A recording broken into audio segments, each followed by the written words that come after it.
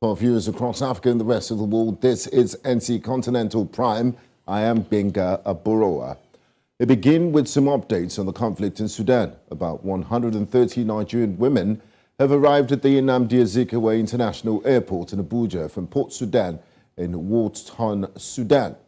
The evacuees on board a TACO aviation airline arrived at 3:17 p.m. and were comprised of mostly students. Some senior Nigerian government officials, including Sani Gwarzo, the permanent secretary in the Ministry of Humanitarian Affairs, received the returnees as government continues with its evacuation. The returnees are currently being profiled and cleared by Nigeria's immigration officials. We have Abdur-Rahman Balogun, the head of Media, Public Relations and Protocols Unit at the Nigerian Diaspora Commission. He joins us for more on the evacuation of Nigerians from Sudan. A warm welcome to you, Abdur-Rahman. Thanks for joining us on NC Continental Prime. Oh, thank you for having me. It's our pleasure. Abdur-Rahman, we have two sets of returnees from Sudan conflict. They've returned. What's the update on the process? Well, thank you very much. Yes. The process is ongoing. This afternoon, we had the second batch of returning of 130 Nigerians. 128 of them are mostly females, while we have 2 of them who are males. And they're all in good condition. We have some slight delay in the evacuation of those that are remaining, especially in the Egyptian border, Asma. Those ones will be coming via Mars here and Asma here tomorrow by God's grace. So, apart from those that are coming in tomorrow, are we still expecting more Nigerians? And which evacuation points? Are they mostly coming from Aswan, or are there flights Port Sudan? Yes, they are coming from the 2 centers. Those who came in today, the second batch that came in today, they are basically from Port Sudan. They are from Port Sudan, while those who are expecting tomorrow are likely 2 batches. They are coming from Aswan in Egypt. Now, Abdur-Rahman, there's been reports. We've been correspondents and also reporters down there on the ground in Abuja have talked about reports of extortion and sexual harassment by officials. Would you like to clear the air on these negative reports? Well, there was only one sexual harassment that I learned the official just talked about, and it was not really kind of sexual harassment. There was only one case, very minute case, which has been nipped in the bud right there in Sudan.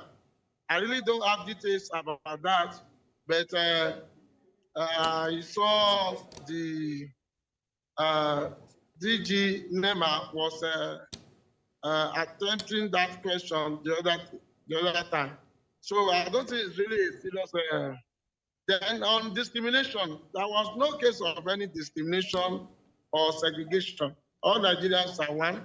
What happened was that people are becoming rowdy, and those who indicate that they are going before, the Honorable Minister of Foreign Affairs has directed that those that priority will be given to are the women, the children, and then students in that order. Then suddenly, when those ones are loading, have been loaded in the bus, some friends out. If they don't run, this thing won't get to their turn. So they have to practically stop them, and some have to be jumping through the windows and the rest. And the officials on ground have to devise a method of regulating them, and that was why they used alphabetical order, Abia, Anambra, like that, Benue. to arrange them in the bus.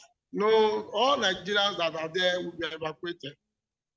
As of today, Okay. I think we are having close to 1,700 Nigerians still remaining at both ports, that's Port Sudan and in Egypt.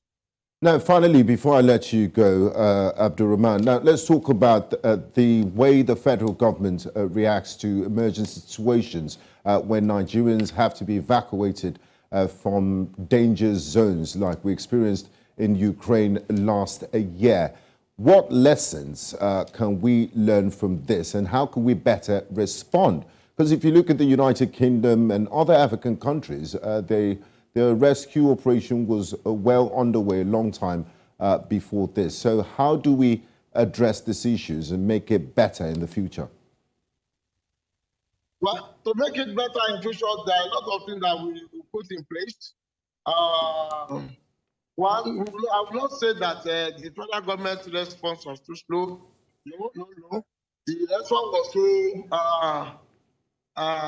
was so prompt. It was the administrative and diplomatic bottlenecks that we encounter that make this, that seems to be that the measure was too slow.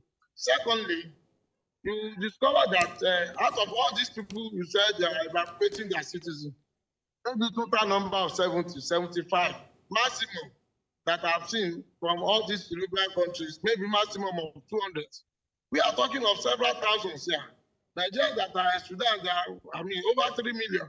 So we cannot even compare ourselves with them.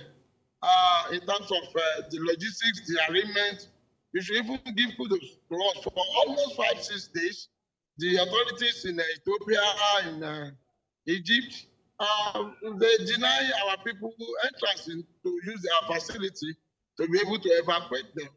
And don't forget that the terrain, the land terrain, even movement from Khartoum to Egypt is almost a journey of 14 hours. And where you'll be meeting people, you have to get clearance for all this. So I think the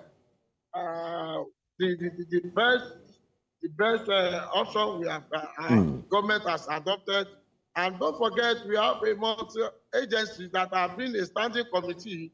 We have Minister of Foreign Affairs, Minister of Humanitarian Affairs, we have Nigerian Diaspora Commission, you have Refugee Commission, you have NEMA, and I think Nigerian Immigration Service.